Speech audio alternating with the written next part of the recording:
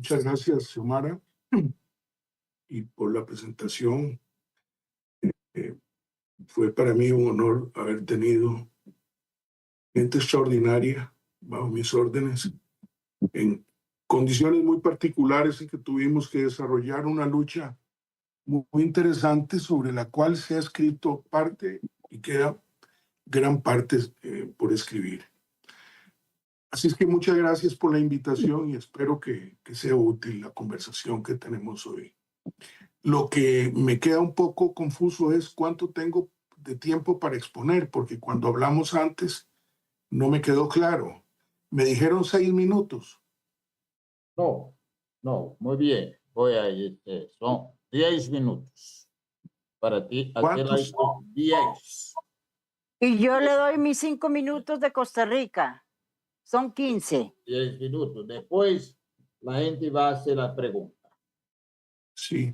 Bueno, disculpen que haga la pregunta, porque cuando se me planteó el tema, era más bien lo entendí como hablar un poco sobre el conflicto que se está dando, la guerra que hay en este momento entre Correcto. Irán e Israel. Correcto. Pero bueno, entonces lo que quería era pues desarrollar algunos conceptos importantes antes de abordar el tema mismo, porque creo que uno de los temas en que hay mayor confusión es la comprensión sobre el mundo actual. Y entender las características del mundo actual es muy importante para poder entender lo que está sucediendo. Entonces, voy a tratar de hacer una síntesis sobre esto. Yo creo que una de las grandes tareas que tiene el pensamiento político avanzado en este momento es utilizar el enfoque y el pensamiento sistémico para el análisis de la situación. Todavía en el siglo pasado prevalecía mucho el análisis lineal y aunque decían, no, si es un análisis integral, es decir, donde se mete todo. No, no es eso. Es que el análisis sistémico es mucho más complejo. Y el mundo actual es tan complejo que si no utilizamos cada vez más el análisis sistémico, pues nos cuesta más entenderlo. Y esto para entender la ensalada complejísima que tenemos en el mundo actual es vital. ¿Por qué? Porque tenemos un mundo ahora particularmente complejo, donde además elementos nuevos tecnológicos como el teléfono celular en las bolsas de casi toda la población y un montón de elementos que crean realidades nuevas y sobre todo en el plano cognitivo también, en el plano del estudio de la realidad y de la realidad concreta. Entonces, normalmente este tema no se aborda bien y hay mucha gente interpretando la época actual con categorías de pensamiento incluso que a veces no permiten llegar a conclusiones.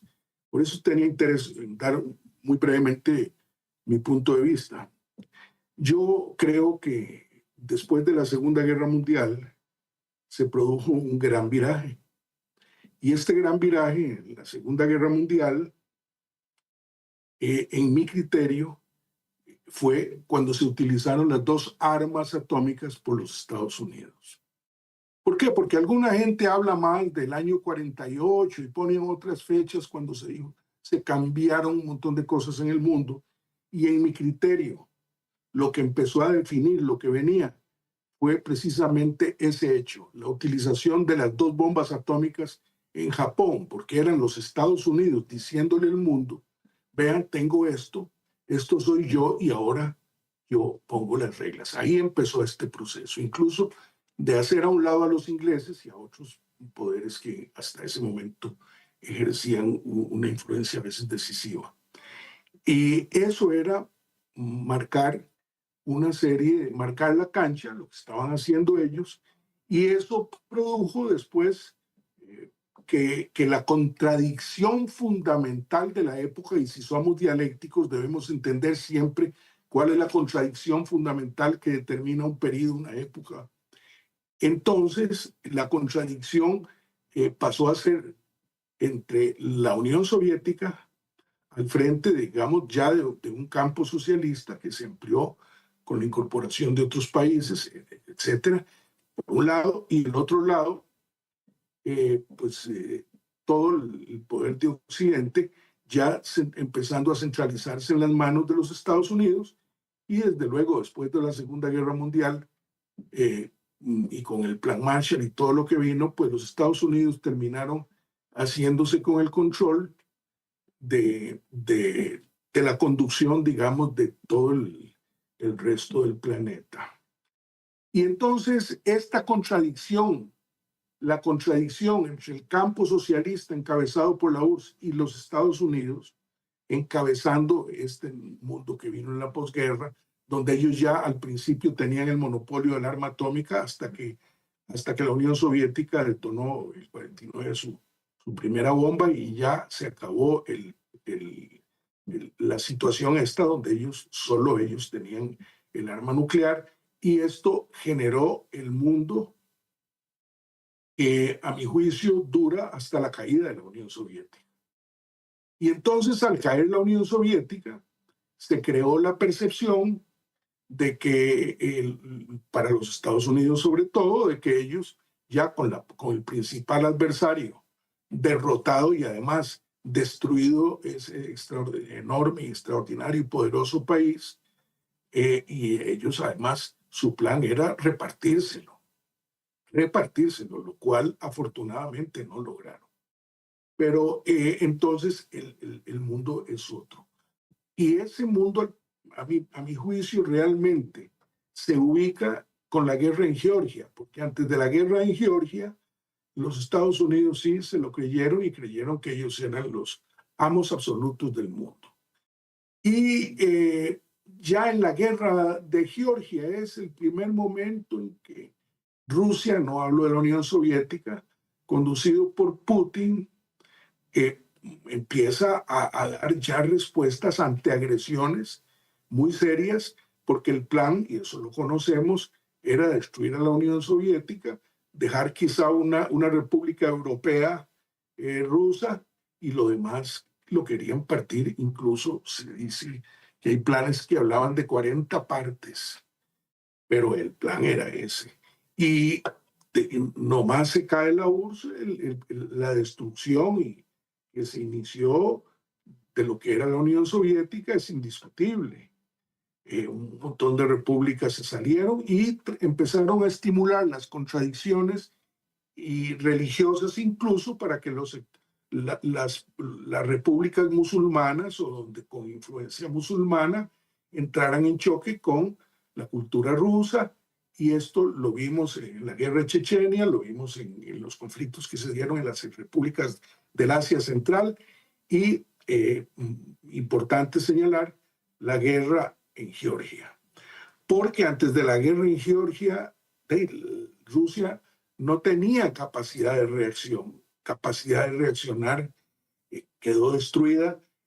Se dice que del total del potencial económico militar que tenía la Unión Soviética, que lo que quedó fue un 7%. Un país destruido, desorganizado, de mafia y prostitución, y esa imagen manejada por todo el mundo, y sucedieron cosas muy, muy duras, muy serias.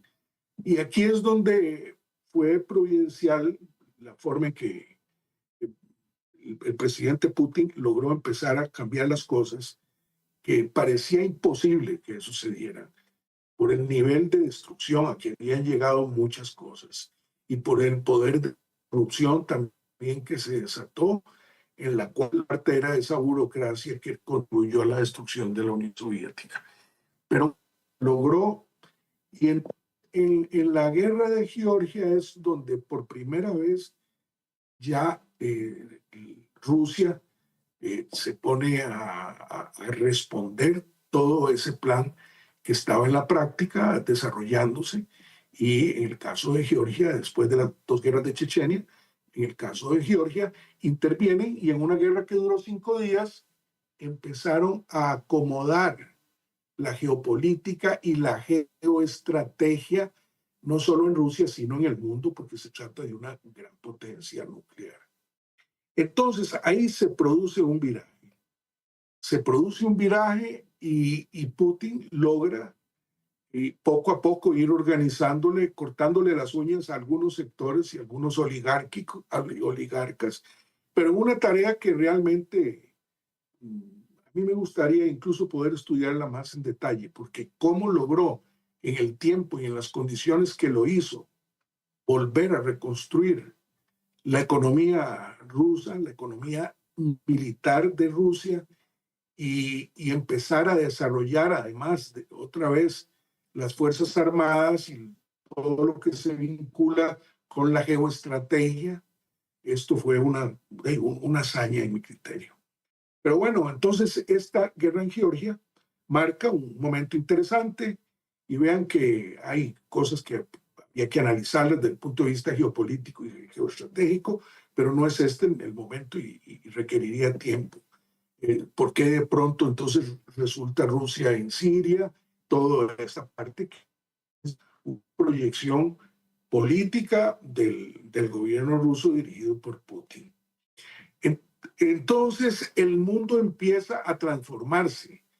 Ya la contradicción que privó después de la Segunda Guerra Mundial, donde eran los Estados Unidos y la Unión Soviética los que, digamos, representaban esa contradicción, aunque junto a ellos hubieran más fuerzas, pero esto se transforma luego en este periodo donde los Estados Unidos asumen el rol del gran hegemón y empiezan a actuar en consecuencia con eso, a imponer su línea, a exportar la contrarrevolución, a lo que ya conocemos.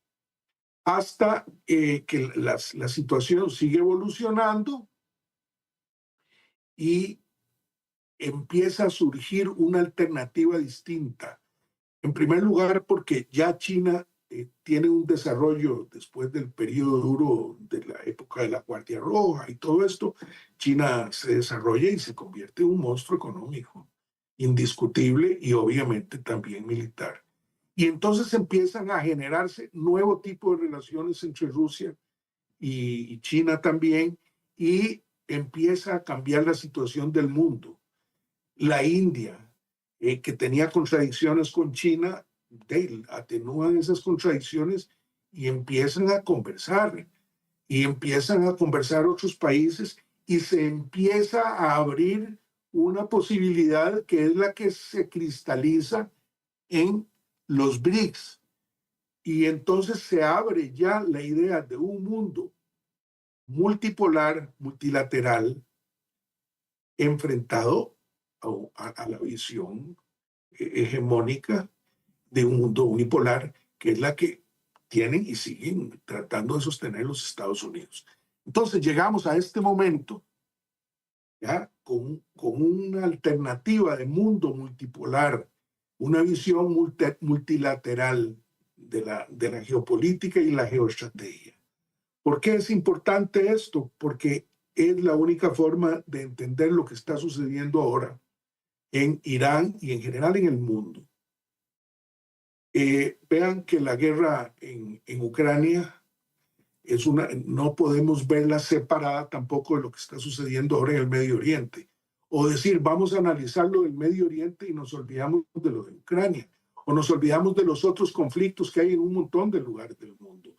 Todo esto está interrelacionado y es lo que es importante. El pensamiento político, el revolucionario también, o es ahora sistémico y entra a analizar objetivamente toda esta complejidad desde la visión sistémica, o no se entiende. Por eso hay gente también que le cuesta comprender muchos fenómenos. Y entonces todo esto está imbricado, interrelacionado, con interrelaciones e interdependencias. En el caso actual, habría que referirse a muchas cosas para poder ver claro el momento, pero haciendo a un lado esto para ir a lo concreto y llegar al conflicto con Irán, ¿por qué hay esa contradicción? Pues muy simple, porque todavía todavía los hidrocarburos, el gas y el petróleo siguen jugando un papel de primer orden. Si no, veamos qué pasó con la destrucción del Nord Stream 2 y lo que produjo, solo eso. Pero y además el hecho de que Europa esté pagando el gas licuado de los Estados Unidos a veces hasta 5 veces el precio real. En fin, todos estos nuevos fenómenos que se han desatado tienen que ver con esta realidad. Y entonces el Medio Oriente y toda esta zona, y Irán, su posición geográfica, tiene un papel estratégico totalmente. Ahí no solo el estrecho de Hormuz se controla, sino que se controla el Mar Rojo también, es sobre el Mediterráneo, y es la vinculación entre Europa, Asia, África. Son tres continentes que se vinculan todos desde esa zona, donde Irán tiene un papel muy importante. Y bueno, ellos juegan con las contradicciones también en el mundo islámico, entre chiitas, sunitas. Arabia Saudita siempre fue un país servil a ellos. Sin embargo, aún en Arabia Saudita podemos observar ahora que hay señales muy interesantes donde Arabia Saudita establece relaciones con Rusia y con otros países y tiene algunos niveles de contradicción con los propios Estados Unidos, cosa que antes hubiera sido impensable. Entonces, este mundo, obviamente, sería muy interesante hacer un detalle de toda la realidad o tratar de ver los factores geoestratégicos en mayor amplitud. Pero bueno, eso es lo que tenemos. En este momento, de Irán dependen muchas cosas. ¿Por qué razón? En primer lugar, porque es una potencia sunita y representa a un sector islámico muy importante y muy fuerte, donde ellos son líderes. Y además, porque Irán tiene una ubicación estratégica en un mundo donde las comunicaciones pasan a jugar un papel muy importante, pero de otro orden. ¿Por qué? Porque ahora no es un asunto de materias primas y mover materias primas. Son asuntos de mano de obra, migratorios, en fin, de todo orden. Es un mundo viviendo una transformación tremenda, creo que de las más aceleradas que ha habido en la historia, y además donde estamos ahora frente a una situación crítica porque es el ser o el no ser.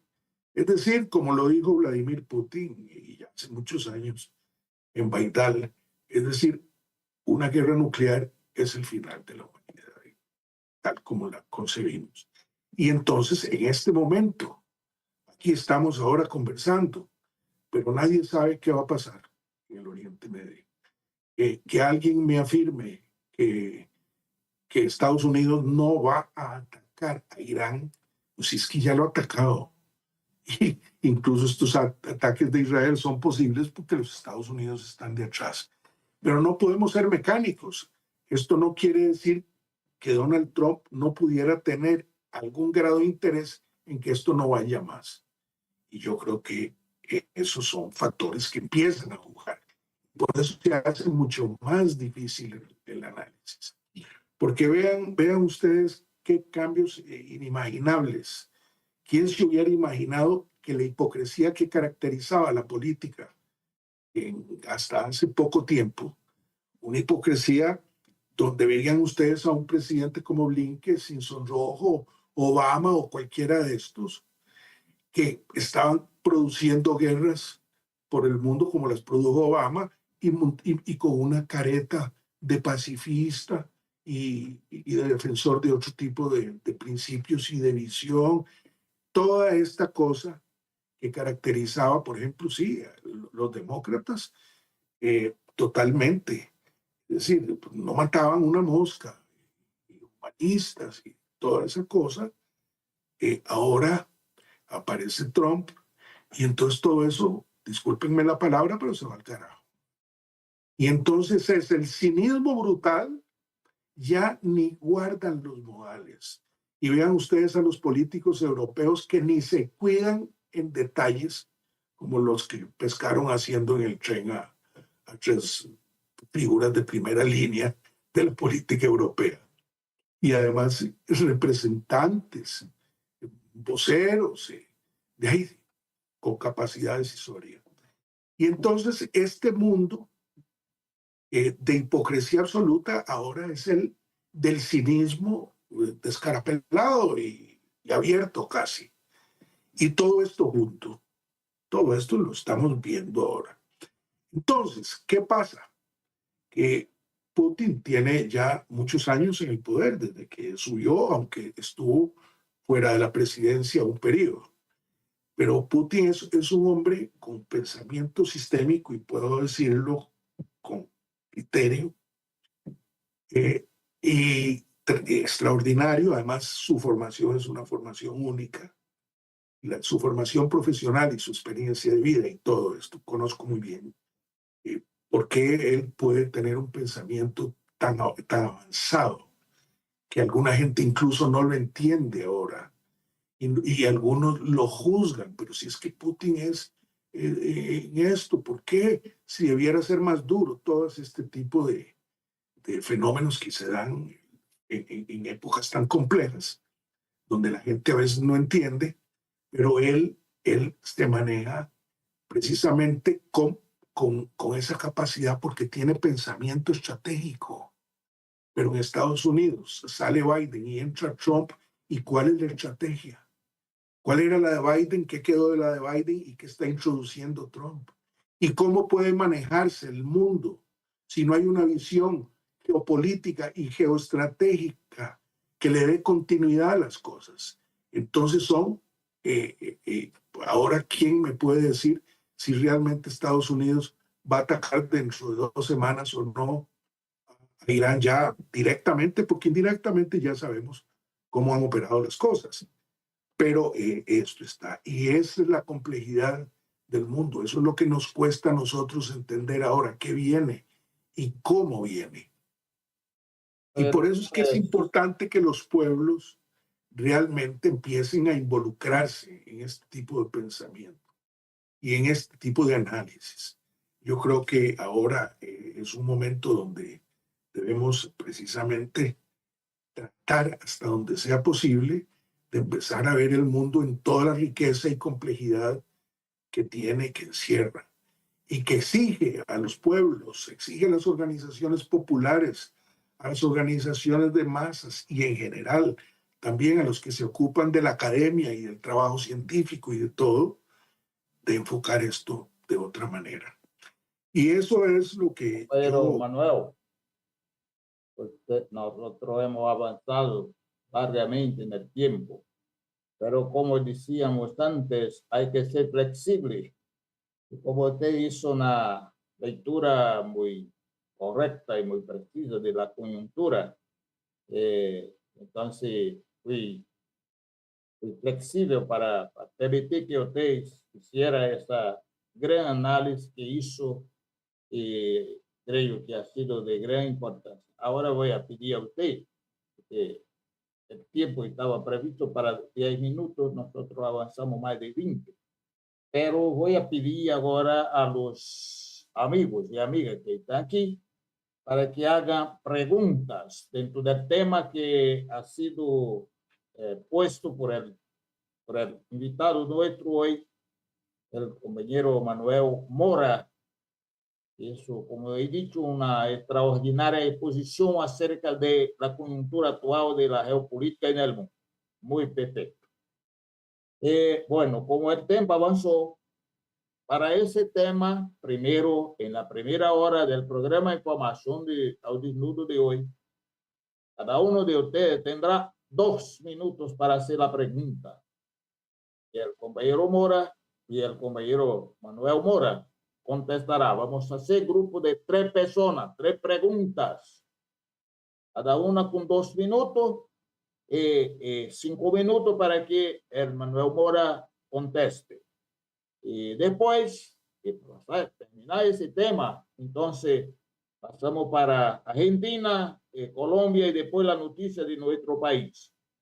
Pido a los oyentes del programa Información al Desnudo en América Latina, en el Caribe y en el mundo que comenten, que de su gusto, su like.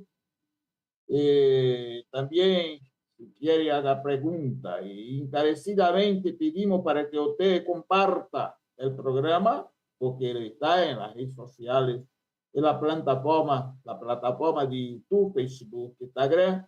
Entonces, que cada uno envía a un amigo. Este programa tendrá un campo más largo de actuación.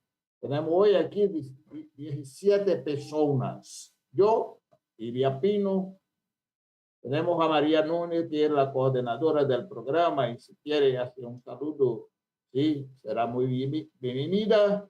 Antonio Naranjo, Félix Severino, Flor de Lis Rojas y Antonio.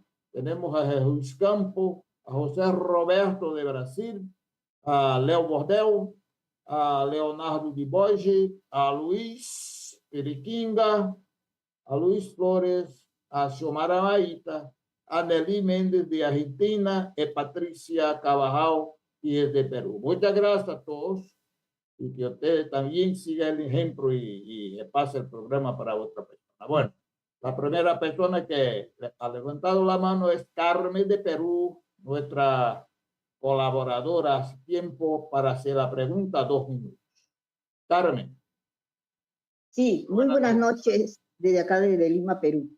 Para el compañero Mora, ya que estamos hablando de geopolítica, ¿qué cree usted ahora que Irán juega la carta del petróleo en el estrecho de Hormuz? ¿Qué efectos tendrá en la Unión Europea? ¿Qué cree usted que la Unión Europea va a tomar? ¿Qué medidas tomará la Unión Europea o no lo hará? Gracias. Muchas gracias, Carmen. Usted nos habló sus 2 minutos. Gracias por el tiempo y por la disciplina. ¿Quién más para hacer pregunta a Manuel Mora? Vamos a hacer 3 preguntas y entonces él le contesta las 3 preguntas. Yo voy a hacer una pregunta. Tengo información que posiblemente hoy, el día de hoy, Estados Unidos atacará a Irán. Le pregunto a usted, señor Mora, ¿cuál es en su opinión, y con el conocimiento que tiene, cuál es la posibilidad de resistencia de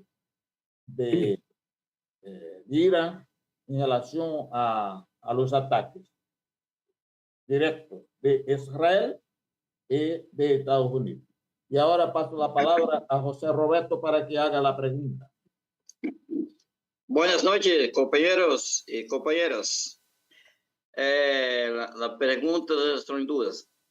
En relação a atingimento, a afetação da guerra da Ucrânia com relação à rota da seda, se China vai interferir, uma vez que a OTAN possa entrar nessa guerra.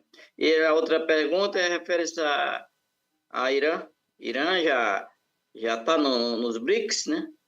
E como países BRICS vão agir, incluindo o Brasil, se Estados Unidos atacar Irán. Bueno, muchas gracias a Carmen, muchas gracias a José Roberto, y ahora paso la palabra a Manuel Mora para que conteste las 3 preguntas. Tiene para eso 6 minutos. Bueno, muchas gracias. La primera es cómo va a afectar esto a la Unión Europea y qué hará la Unión Europea. La Unión Europea en este momento tiene un problema muy serio. De la industria alemana se arruinó en buena medida por la destrucción del Nord Stream 2. Pero entonces, ¿qué ha pasado en el mundo? Que el petróleo ruso se ha seguido vendiendo, pero vendiendo ilegalmente. La India parece que ha vendido montones de cantidad de petróleo, porque ¿cómo van a subsistir todavía sin combustibles? Como la industria y la gente también. Entonces, ¿cómo se mueve en el mundo ese clandestino de combustibles que hay ahora? ¿Qué tanto la guerra en Irán afectaría o no? No lo puedo cuantificar, pero sí puedo afirmar que va a tener un efecto tremendo. Porque si se cierra el estrecho de Hormuz, el 40, bueno, algunos dicen el 40, otros el 30% del petróleo mundial pasa por el estrecho de Hormuz. Si eso se cierra, ¿de dónde lo van a conseguir? ¿Y qué pueden hacer? Es todo un tema enorme. Pero indudablemente los europeos son los más afectados por todo esto, por su falta de materias primas, la verdad sea dicha. Es decir, ellos pasan a tener ahora una dependencia de lo que sucede en el resto del mundo mucho más alta de lo que la tuvieron en otros tiempos, porque antes ellos manejaban como querían las cosas. Pero ahora incluso vean que el tema del uranio, porque Francia tiene muchas plantas eléctricas manejadas con uranio y depende de Rusia. Y en buena medida también del uranio que sacaban de otros países. Entonces, obviamente, para Europa, si hay un agravamiento ya de una guerra grande, es decir, con entrada de fuerzas a atacar a fuerzas terrestres y de todo tipo a atacar a Irán, el desbarajuste podría ser mundial completo. Difícil de predecir ligeramente, porque esto incluso difícil saber, porque todo ese mundo subterráneo que hay ahora, que mueve el petróleo y el gas, desde un escritorio es muy difícil conocerlo y cómo esto funcionaría o se vería afectado. El segundo punto, si me lo toca rápido para... El segundo punto, la segunda pregunta. La segunda pregunta es que yo tengo la información que es posible que Estados Unidos ataque Irán hoy. Sí, el día de hoy. ¿Cuál es la capacidad de resistencia de Perú de Irán en esas dos frentes, Estados Unidos y Israel? Muy interesante. Bueno, lo primero que hay que decir es que todas las previsiones que se hacían sobre la capacidad antiaérea de Israel y de la de Irán se vinieron al suelo. Se han venido al suelo un montón de postulados casi que existían, como que la cúpula de hierro de Israel era impenetrable, invulnerable, y eso se hizo polvo ahora. Entonces, ¿cómo esto va a desarrollarse? Ya en este momento, si estos primeros ataques no hubieran demostrado algunas cosas, ¿cuáles? Por ejemplo, que la cúpula de hierro esa no es invulnerable y es al revés, muy vulnerable. Sobre todo, la otra cosa importantísima, que los misiles hipersónicos son imposibles de derribar. Habrá tal vez algún porcentaje bajo que lo hagan, pero ya se demostró. Estados Unidos no ha logrado desarrollar un misil hipersónico.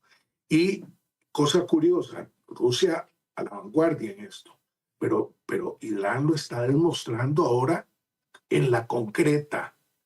Entonces aquí no funcionará o no funcionará la cúpula. Entonces, la pregunta que se hacen es, y algunos incluso insinúan que ya a Irán se le están acabando los proyectiles. Y al revés, se sabe que tiene por lo menos un tanto igual, si no mayor, a lo que ya han utilizado. Pero además, lo que dice Irán hoy es que lo que hicieron fue cambiar la forma en que ellos estaban atacando. Y que entonces ahora pasaron y bajaron la cantidad de drones, sobre todo, y de medios, han usado sí los misiles, y pasaron entonces a trabajar más fino, dicen los iraníes, Es decir, menos cantidad, pero con misiles hipersónicos muy certeros, prácticamente exactos. Entonces, esta guerra demuestra que Irán tiene una capacidad misilística y una capacidad antiaérea más grande de lo que se suponía. Entonces, esto pone a pensar más a los Estados Unidos. Bueno, y si me enfrasco en una guerra enorme en Irán, en primer lugar, no es fácil para los Estados Unidos, incluso por su situación económica, hacer grandes movilizaciones, pero esta sería una movilización gigantesca, porque se dice que en la zona ellos están manejando como 40,000 personas, pero solo lo que Irán puede movilizar del ejército regular, no hablo de reservas, porque Israel se dice que tiene 180,000 hombres directos en el ejército regular, pero que tiene 450,000 reservistas que ahí pues los movilizan con una gran facilidad. Pero en este caso, ¿cuántas tropas tendría que meter los Estados Unidos ahí para poder plantearse objetivos concretos, una estrategia concreta? ¿Cuántas tropas tendría que llevar? Y después, el otro problema es la vulnerabilidad de esos portaaviones. Antes hubiéramos dicho, no, ¿cómo? Nadie puede atreverse ahora a decir que un portaaviones de esos no lo pueden hundir. Entonces, imagínense unos portaaviones de esos hundidos, qué efecto. Pero además, el otro elemento, en los Estados Unidos, dicen que por lo menos el 60% de la población está en contra de que los Estados Unidos se mete. Algunos hablan de 80, que no quieren que se involucre, lo cual pone a Trump a pensar, porque sí, eso quiere decir que hasta el trumpismo en este momento en eso no están de acuerdo, porque se dieron cuenta de la clase de lío que eso podría convertirse. Porque Irán, bueno, yo digo, sí, no tiene armas atómicas, pero en una ensalada como estas, cuidado si no aparecen. No estoy afirmando nada, pero es que eso se puede pensar. Para no referirme a las bombas sucias, que Rusia acaba de advertir que Ucrania tiene el plan de lanzar bombas sucias, es decir, bombas que hacen contaminación nuclear, pero no producen detonaciones. En el fondo son bombas biológicas para matar la vida y dañar a las personas. Pero todo esto, entonces, no es lo mismo lanzarse ahora que ya saben que Irán es un país con una gran capacidad misilística, que antes que se suponía o se podían levantar hipótesis, bueno, los israelitas estaban convencidos de que eran intocables. Y ahora lo que queda clarísimo es que efectivamente lo que se había dicho de los misiles hipersónicos se confirma. Y entonces no veo posible por qué Trump habla de 2 semanas para tomar la decisión. Pero además se ofreció, Putin está mediando en esto, algo que algunos dogmáticos tampoco podrían entender. ¿Cómo va a mediar Putin si por otro lado él está librando una guerra? ¿Y quién media para que él logre la paz? Bueno, no, es que es así. Y Putin lo acaba de decir, y ahí hay que tomar en cuenta muchos factores, entre otros, que más o menos 1,5 millones de la población de Israel son ciudadanos rusos. Quiero decir que se formaron y crecieron en Rusia y emigraron. Pero por otro lado, Putin tiene una visión, sí, clarísima del tablero completo. Y es lógico que una guerra que se vaya de las manos en Irán, en las puertas de ellos, pues los va a perjudicar y podría producir daños de todo orden, incluso biológicos, porque acaba de bombardear Israel, digamos, la central que construida por Rusia y está manejada por Rusia, dedicada a fines pacíficos, según lo dicen. Incluso la gente autorizada en los comités de energía atómica y eso no han podido demostrar ni afirmar que realmente Irán esté haciendo las bombas, porque lo han venido diciendo, pero no lo han podido probar. Pero ahora acaban de hacer un bombardeo horrible a una de esas centrales, donde de milagro, eso lo leí ahora, no ha habido derrames sí, de radioactivos, pero nadie puede decir que no. Entonces, si es hoy ese ataque, yo obviamente, ahora cualquier cosa es posible, pero no lo veo probable que sea hoy. Él habló de esas 2 semanas porque cree que en esas 2 semanas habría posibilidad de que se logre la paz. Ahora, no veo tampoco reacios a la paz a los iraníes, porque los iraníes incluso han dicho, no, nosotros no vamos a negociar mientras nos estén atacando. Ah, entonces paren el ataque y conversan. Él lo está diciendo claramente. Y por dicha hay esa sensatez, porque de lo contrario, pues sí, nos destruimos en una tercera guerra mundial nuclear. Entonces, yo pensaría que eso de Trump tampoco es arbitrario. Él maneja por debajo relaciones. Posiblemente tiene ya alguna idea de evitar que esto llegue a cosas mayores, o por lo menos se juega con que el tiempo ayude en este periodo tan delicado de la situación, y donde Israel sigue haciendo barbaridades, porque acaba el bombardeo de esa central nuclear, sí, es una central eléctrica y de investigación, etcétera. Dicen que no hay salida de contaminación, pero bueno, eso no ha terminado, y eso es gravísimo. Entonces me suena muy raro que hoy se decidieran a lanzar un ataque. Y la otra cosa importante es que Irán es un peligro para la flota de los Estados Unidos también, porque esos misiles hipersónicos que no pudieron ser bajados con la cúpula de hierro, donde ellos tienen pues el Patriot, que no ha funcionado ni en Ucrania ni aquí como se esperaba que funcionara, pero Israel tiene un sistema de capas, las 2 capas más de Arrow y los THAAD.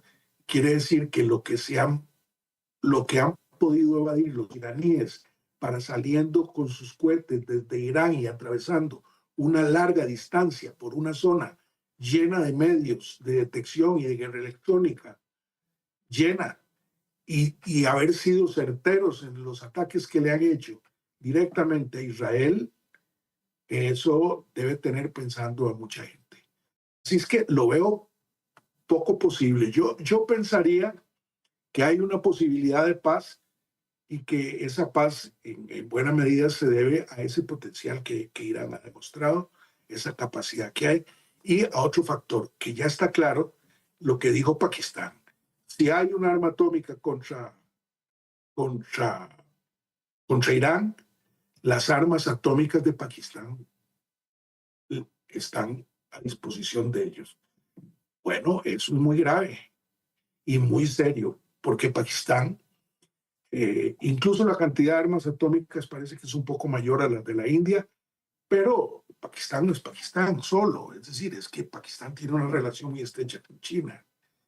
Y China y Rusia tienen una relación en este momento coordinada y estrecha, no solo en los BRICS. Hay muchas cosas que son señales. Por ejemplo, la participación, no he mencionado a Corea del Norte, pero Corea del Norte tiene cohetes hipersónicos también. Entonces, lanzar un ataque terrible ahora contra Irán con participación de fuerzas de Estados Unidos, y es para meter tropas o simplemente bombardear. Si es bombardear, Irán también les va a bombardear a toda su flota, pero además van a cerrar el estrecho de Hormuz, y además Estados Unidos tiene un montón de bases en la zona. Tiene un montón de bases. Las pueden ver en cualquier, en un montón de lugares ahí, alrededor de 50.000 militares. Y esto obviamente ahí queda después. Entonces me parece que es muy difícil que lo puedan hacer, y es posible entonces sí que se logre algún tipo de acuerdo. Y veo a Putin lo curioso es Putin con un conflicto enorme en Ucrania, y de pronto llamando a la cordura y en cierto modo mediando para que lo de Irán no se vaya al infierno, para decirlo de una forma gráfica, de otra manera. Yo Perfecto, compañero. Agradezco. así lo veo. El tiempo está muy corto. Tenemos aún dos preguntas de José Roberto y ahora Luis de Kinga de Ecuador y Carmen. Están levantando la mano. Sí, Vamos a hacer Pino, de la siguiente. quería acotar, si me lo Carmen, permites. son un ratito, por favor, comer acá. Paso para ti. Primero Luis de Kinga, después usted. Y la pregunta de José Roberto no ha sido contestada. Y bueno, entonces se quedarán tres personas. Luis de Kinga, Carmen y José Roberto.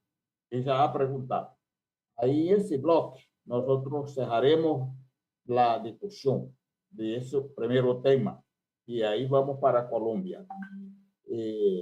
2 minutos para Luis Tiliquinga, 2 minutos para Carmen y José Roberto ya lo hizo. Después yo leo la pregunta de José Roberto. Compañero Tiliquinga. Muchas gracias, compañero.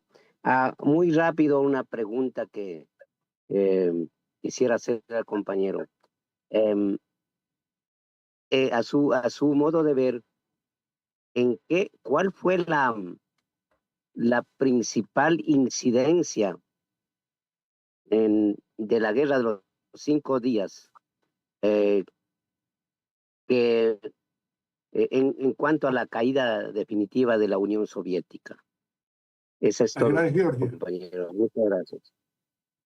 Sí, la guerra de Georgia. Gracias, compañero Tiliquinga. Muy disciplinado en el tiempo y ahora Carmen Ramos. Sí, sí, yo lo que quisiera es aportar más que todo lo que se ha hablado, pero hay un punto que no se ha dicho, que es Irán es miembro de los BRICS, y como es miembro de los BRICS, tiene respaldo de Rusia y de China, tanto así que Israel ha llevado unos aviones espías al territorio, al cielo de China. ¿Y qué ha hecho China? China lo ha derribado y lo ha desaparecido, le ha dicho claramente, la soberanía de China se va a respetar y vamos a hacer respetar nuestra soberanía.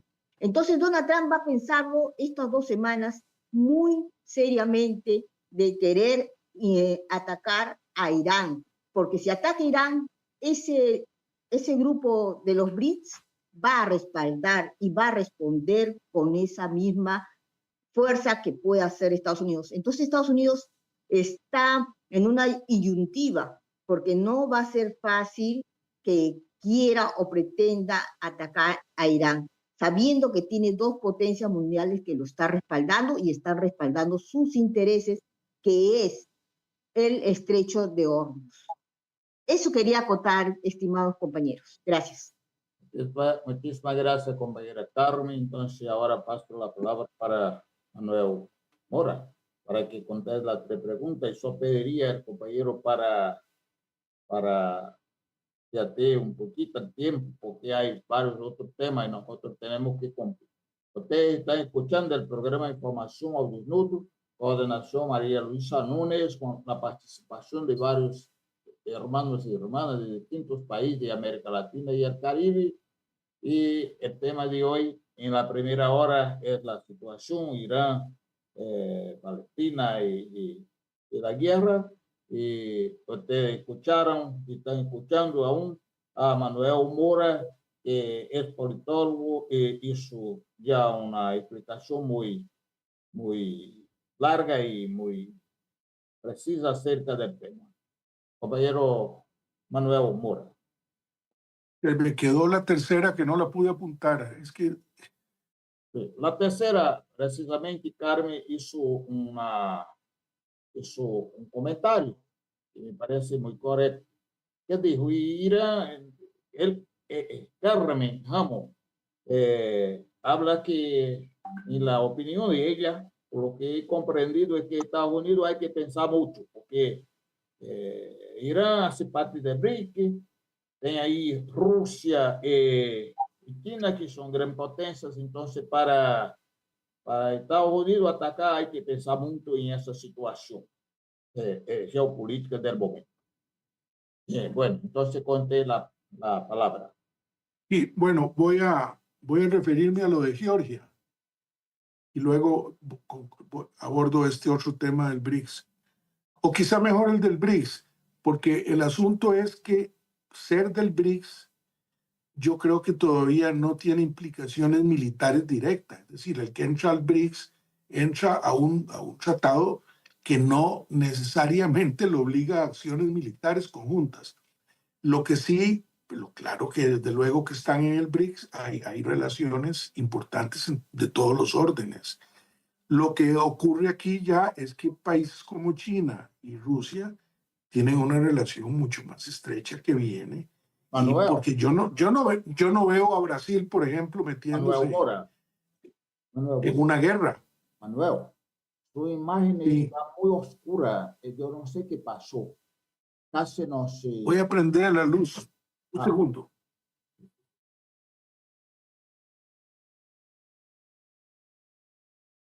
Ya, Perfecto. mejoramos. Gracias. Sí. Entonces, el BRICS todavía no es una organización militar ni es un tratado militar. Pero claro que la relación política que ahí se da es entre algunos países que ya tienen, de hecho, relaciones militares estrechas. Entonces, eso por ahí. En cuanto a Georgia, la guerra de los 5 días, es porque, por ejemplo, las dos campañas de Chechenia fueron muy duras, fueron terribles, la primera desastrosa, la segunda ya fue mejor. Y lo menciono porque el plan era precisamente exacerbar las contradicciones dentro de lo que quedó de la Unión Soviética, de todo lo que quedó. Y ahí el factor religioso, pues claro que no lo iban a dejar por fuera. Y es lo que trabajaron muy intensamente y han trabajado, tratando de levantar guerras en el Cáucaso, en los distintos lugares. Y en el caso de la guerra de Chechenia, en la segunda guerra de Chechenia, que Putin hizo importantes cambios y logran ganar. Pero lo importante ahí es que Rusia y Chechenia establecieron una nueva relación y entre otras cosas Rusia invirtió muchísimo en la economía chechena al punto de fábricas de autos y ahora una de las escuelas más importantes de fuerzas especiales de toda Rusia está en Chechenia. Es decir, cómo le dieron vuelta a una situación después de 2 guerras.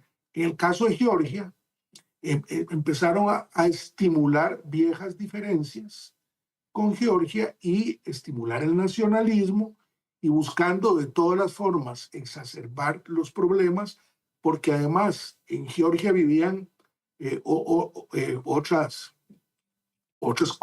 comunidades, otros pueblos, y ellos tenían una gran bronca con una parte que quedó, una parte en Rusia y una parte en Georgia. Y ahí habían cascos azules. Entonces violaron la frontera, violaron los cascos azules y querían apoderarse completamente de esta zona. Y eso obligó a Rusia entonces a ir a la guerra en Georgia. Pero ellos creían que la guerra de Georgia iba a ser la chispa que iba a prender un fenómeno mucho más grande en el resto de las repúblicas. Y no crean, en Dagestán, por ejemplo, sigue habiendo problemas y sigue habiendo situaciones complicadas. Y por eso usan a algunos terroristas que salen y vienen de estas repúblicas. Pero por eso esta guerra de 5 días es porque por primera vez el ejército regular ruso libraba ya una guerra de combate en condiciones nuevas y vean que muy exitosa. En 5 días lograron acabar con un ejército que igual lo había entrenado la OTAN, les habían dado una enorme cantidad de tanques y de medios blindados, tanques T-90, los de T-72, y Rusia logró en 5 días resolverlo. Eso marcó un antes y un después. Yo creo que fue muy, muy importante. Entonces, compañeros, no sé si se me queda algo. Es un tema tan complejo. tan Ay, amplio que sí, podríamos hablar La varios días. pregunta en la primera vuelta, el profesor José Roberto de la enseñanza media aquí de Brasil, y también sindicalista, preguntó en relación a Ucrania, porque dijo que Ucrania y hay la ruta de la seda, y bueno, y China tiene interés, y China tiene mucha interés en la seda, y hasta qué parte China podría entonces participar de alguna manera en esa guerra en relación a los intereses de Rusia. Y la segunda pregunta es José Roberto, ¿usted podría repetir la segunda pregunta que hizo? La guerra de Sim, Ucrania. em relação da guerra com os BRICS, já que Irã está em BRICS, e se haveria ação dos países de BRICS, principalmente de China e Rússia, para defender Irã. Esta pregunta que hizo Manuel Mora, que hizo José Roberto, ha sido la misma que hizo, Sí, que hizo ya la compañera Carmen.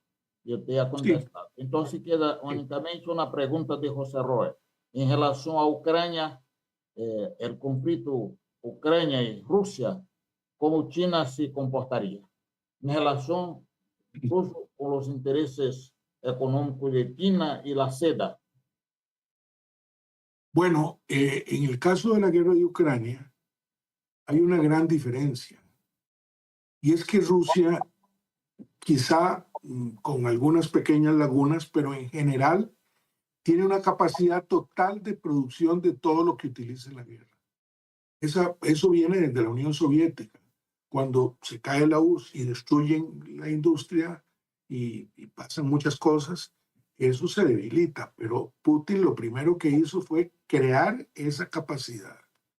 Es decir, incluso muchos de los drones de diseño iraní que usan los Shahed son producidos ya en Rusia. Rusia tiene capacidad. Entonces, Rusia no necesita de ayuda, en realidad, de nadie para derrotar a Ucrania. ¿Por qué no lo hace más rápido? Ese es otro tema. Hay razones de distinto tipo y lo puedo explicar muy bien. Una guerra tiene... hay dos cosas. Existen las leyes de la guerra y la ciencia militar. Esa es una cosa. Y otra es el arte militar, que es el arte de la conducción de la guerra. Pero en la ciencia militar hay cosas como que se van consolidando antes. A raíz de la Segunda Guerra Mundial había como una máxima: si usted está a la ofensiva y el enemigo está a la defensa y el enemigo ha organizado la defensa, la preparación ingeniera en todo sentido, entonces si usted no tiene una proporción de 3-1, a usted le va a costar mucho derrotar al que tiene la defensa bien organizada. Esa como norma, claro. Y entonces, cuando usted además tiene que atacar ciudades o fortalezas como las que tiene Ucrania, que habían sido hechas por la URSS, fíjense que en Mariupol, una extensión afuera pequeña, pero habían más de 32 kilómetros debajo de Mariupol de subterráneos, pero además donde transitaban vehículos grandes y demás. Toda Ucrania había sido preparada por la URSS para esperar una invasión de la OTAN antes de dividirse la URSS. Entonces, todas esas repúblicas tenían una preparación ingeniera para enfrentarse con el Pacto de Varsovia a la OTAN. Entonces, por eso es una guerra tan durísima. Y Rusia tenía dos alternativas. Una, entrar en una guerra en la cual hubiera tenido que meter fuerzas de 3 a 5 veces superiores para asegurar una victoria rápida, lo cual era muy difícil y casi imposible en el momento en que Rusia inicia eso. Pero además surgían otro tipo de problemas, y es que hay un cambio muy grande en el arte militar que se está dando y en la ciencia militar.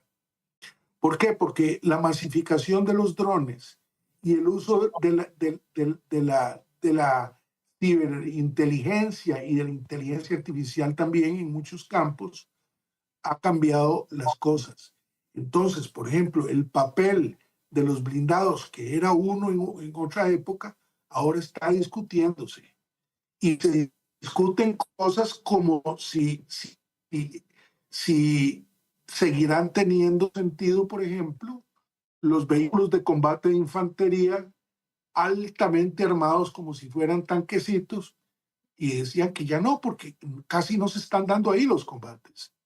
Entonces ha habido una transformación grande del arte militar mientras se está desarrollando todo esto. Rusia fue a una guerra de desgaste donde ha ido para evitar, entre otras cosas, bajas, porque si hubiera metido 3 veces la cantidad de gente que metió, el resultado se hubiera acelerado.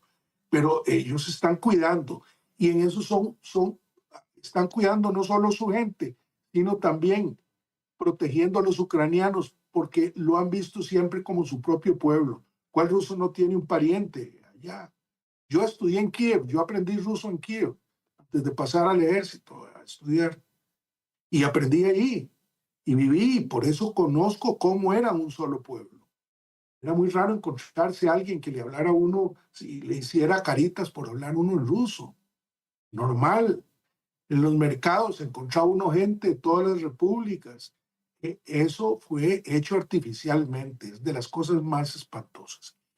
Pero entonces, esta guerra, ellos la han manejado así, con filigrana para hacer el menor daño posible, lo cual obviamente tiene sus límites. ¿Por qué? Porque el nivel de fanatismo en que están operando los nazis que dirigen Ucrania no está dejando mucho margen, y han llevado las cosas a unos niveles, pero Rusia está desarrollando una guerra de desgaste extraordinariamente bien hecha ahora, porque con el mínimo de empleo, el mínimo razonable desde el punto de vista militar de fuerzas, están causando ya la derrota. ¿Y por qué? Porque le están bombardeando toda la retaguardia en Ucrania.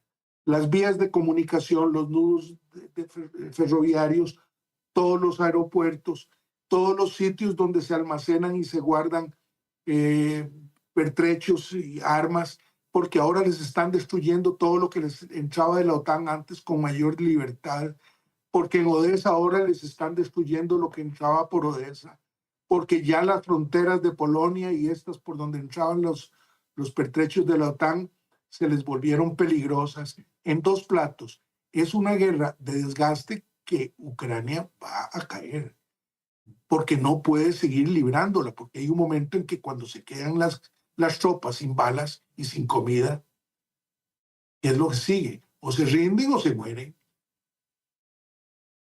Y eso es lo que se viene. Y es una guerra de desgaste planeada.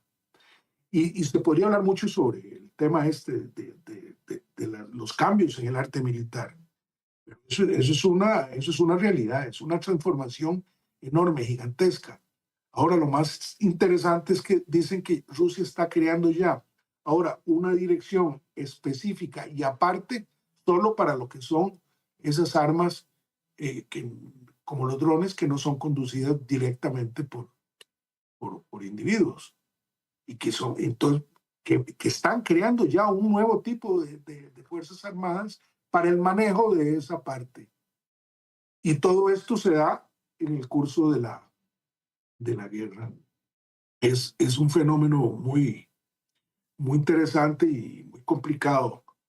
Es decir, es una transformación muy grande que se está viviendo en toda la humanidad y que en el campo militar tiene un reflejo directo.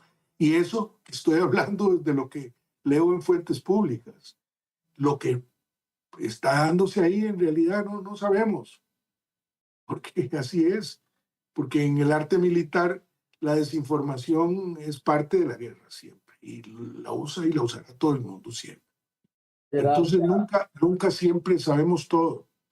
Podemos suponer, pero saber a ciencia cierta, para eso son los servicios de inteligencia precisamente, porque el enemigo siempre desinformará. Y la desinformación con los teléfonos celulares en la bolsa y la guerra cognitiva y todo esto pasó a primer plano. Ya esto es otra cosa. Muchas Sí. gracias, compañero, querido compañero Manuel Mora. Usted ha dado una gran contribución para el desarrollo de nuestro conocimiento cognitivo acerca de lo que pasa ahora mismo en el mundo.